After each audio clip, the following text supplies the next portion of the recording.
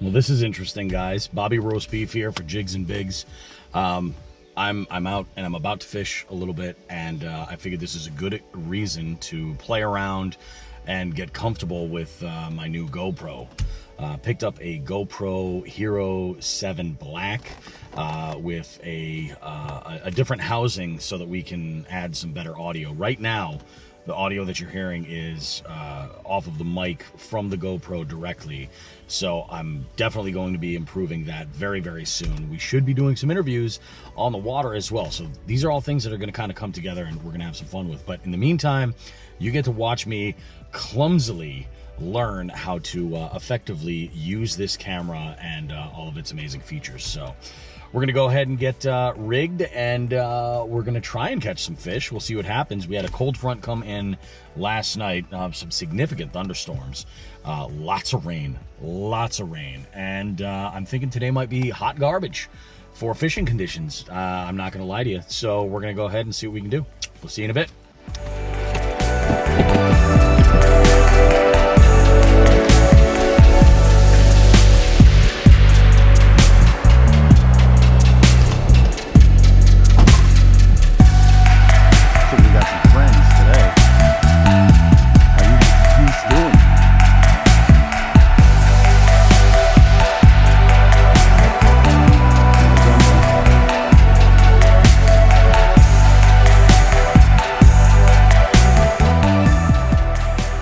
Okay guys, so I've made no secrets about this, that a spinnerbait is not my my go-to bait, but I got this bait here from Dark Horse Tackle, and we're gonna give it a shot. There's some chop on the water, got a little bit of wind, We'll see how it goes.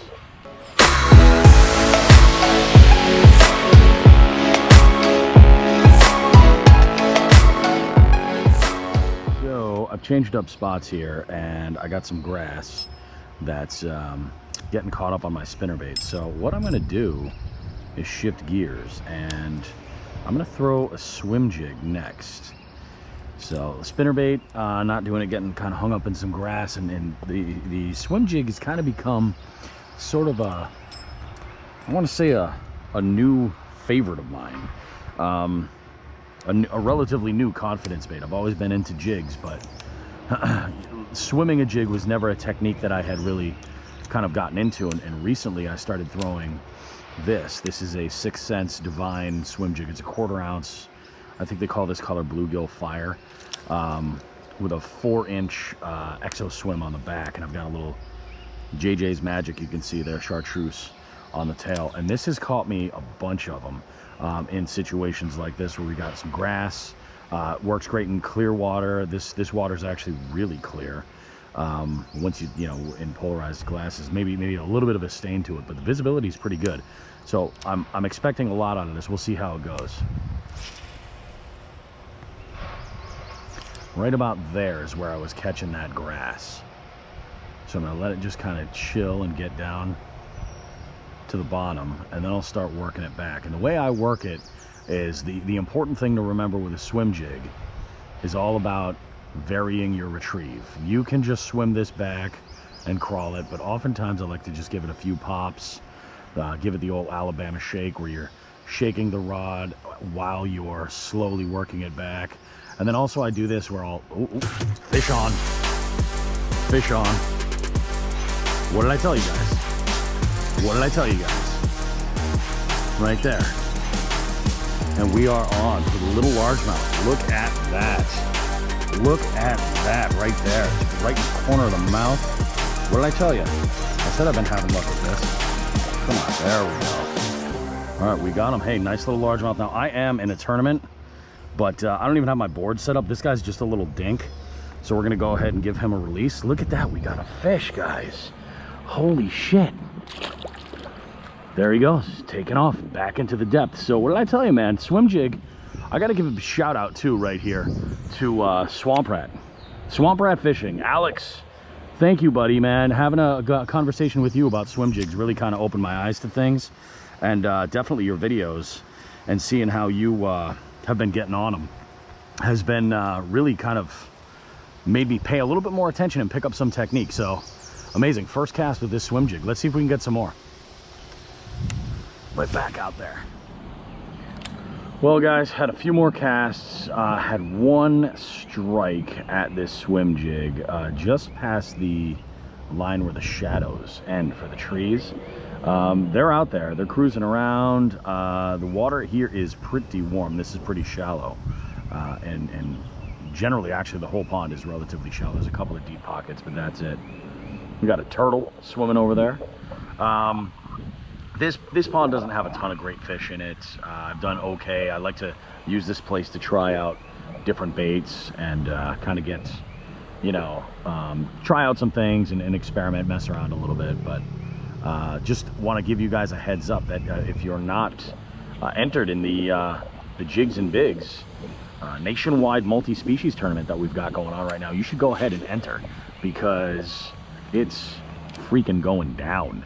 We got about a week left, maybe, yeah, about a week left, where you guys can go ahead and enter. It's a whole lot of fun. We raised a ton of money so far for Make Massachusetts Fishing Spots Great Again. Great organization, cleaning up after assholes that don't clean up after themselves, which is amazing. They're doing great stuff to our local environment, so we appreciate them. But we will have another tournament happening in July, nationwide freshwater multi-species.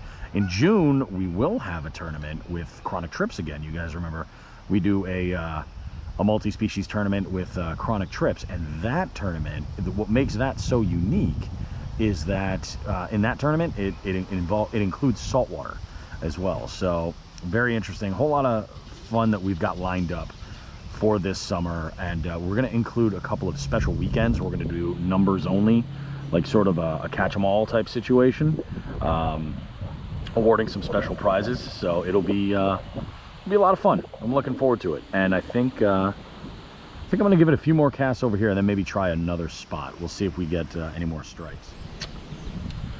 All right, guys. So bite has slowed significantly. So what I'm going to do is take a play out of the old Sean the Fisherman Guide to Fishing, and I'm going to throw what he would consider to be it's a finesse topwater. This is a floating Rapala jerkbait. It's really light. It's really compact. And what I'm going to do is throw this on my medium light spinning combo. I got 10-pound braid on here. So what I'm wondering is if maybe, because I've seen some action on top, if maybe I can get them to bite this nice slow jerkbait up on top. We'll see. I'm not crazy hopeful. We'll see. But there's a great little theory that Sean had shared with me using this bait. We'll see how it does. This is about right where I'm anxious to see how it plays, is going into this shadow.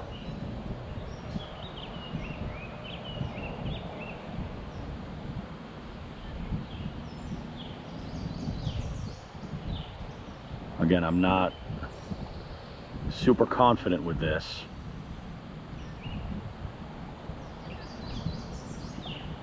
We'll see how it does. But we do, like I said in the intro, we've got, we had a huge storm last night, so we're kind of in a front situation where it's parked right on top of us. Lots of rain last night, big drop in temperature, big change in the, you know, pressure overall, and this is going to make fishing kind of tough for today. And I've had a few bites on that swim jig and landed the one fish. We'll see how this goes. And I usually use this combo for Nico rigs, weightless plastics, wacky stuff, Ned rigs, drop shotting for sure. This is great for it. And I also use this when I fish for trout. But this is just happens to be what I've got braid tied onto now, and I don't have any heavier spinning gear with me. So we'll see how this does. No real promises, but all right, guys. So I was tempted. You know, I had no luck on that floating jerkbait over in that one spot, and I making my way back over to the car, and I decided I would throw this swim jig over in this one spot over here, and you know, I wasn't recording and it got smacked pretty good. It kind of felt like a pickerel bite, but it felt like a big pickerel bite. And anybody who knows me knows I do not hate on the chain pickerel. I love catching them. I think they're amazing looking creatures. So I am going to work this spot a little bit here and try to get a bite. We'll see what happens, if anything at all. You know, who knows? We can only wait and see. So we shall see what happens. If I can get something to produce over here, something of significance, I'd like to get a decent sized fish. You know, I'd like to get a fish that I can measure and will make the cut for this tournament. This spot does have lots and lots of small fish. I've caught a couple of 2s in here though. Not in this area. Unfortunately, it's in one spot where during the day I don't fish because it is marked private property. No fishing. And at night, when the property, you know, owners are it's a business, so when it's closed up and nobody's there, I'll sneak over there and fish. I've caught some decent fish over there, but I've also caught some decent ones right where I'm at. So, you know, but it's far fewer. So we'll see what happens. You know, like I said, the conditions that we have with the storm that came through last night really did kind of put a damper on things. I'm a little bit surprised that I've had any real sort of, I guess, real results at all, bites at all, let alone that dink that I caught. So I'll take it.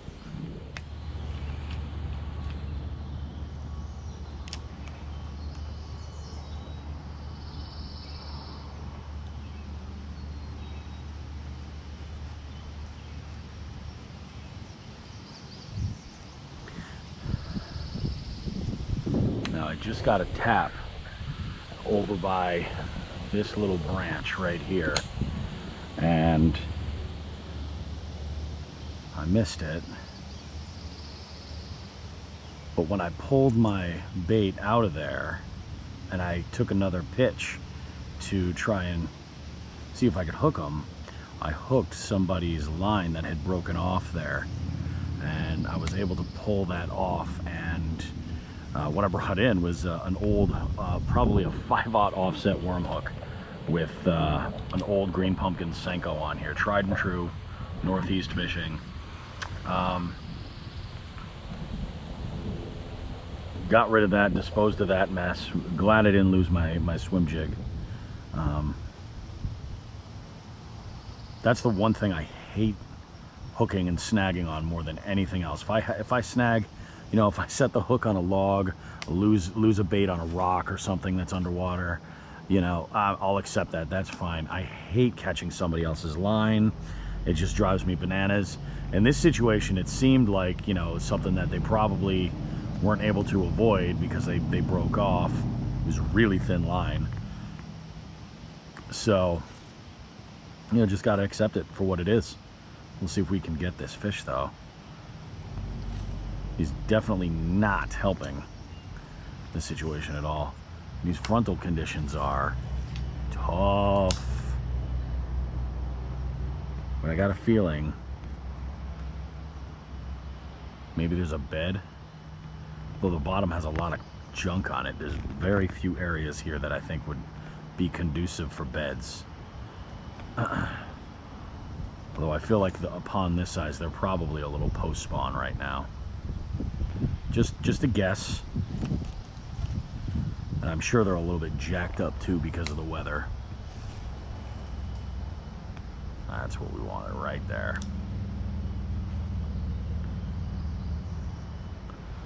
Let's let it sit. And it's the one thing when it comes to fishing that I feel like is the biggest lesson that I have learned, is let your bait hit the bottom. You know, you gotta, when you get your bait out there, you gotta give it an opportunity. you know, kind of shakes things up a little bit when it hits the water. This might be a no-go. Might end up taking the, we did catch one, but I'd like to get one more for you guys. Well, guys, we got one. One better than none, that is for sure. I'm gonna take it. At the end there, got a couple of bites on that swim jig again. That was the only thing that really kind of produced anything. I did consider maybe throwing a Nico rig and you know, trying to finesse a little bit more, but at the end of the day, I think that we did the best that we could with what we had. So, hey, you know, we got on some fish. I got some an opportunity to record some. I got an opportunity to record and play around a little bit with this new camera. Really excited to see how that works and how the editing plays out. Not really super familiar with. God, I haven't edited GoPro video and I don't even know how long. So, interested to see how this all kind of plays. Gonna fool around with a bunch of stuff, but now I can sink my teeth into it and play around with it. So, thanks for watching, everybody. I hope you were entertained. It's Bobby Roast Beef for Jigs and Bigs signing out.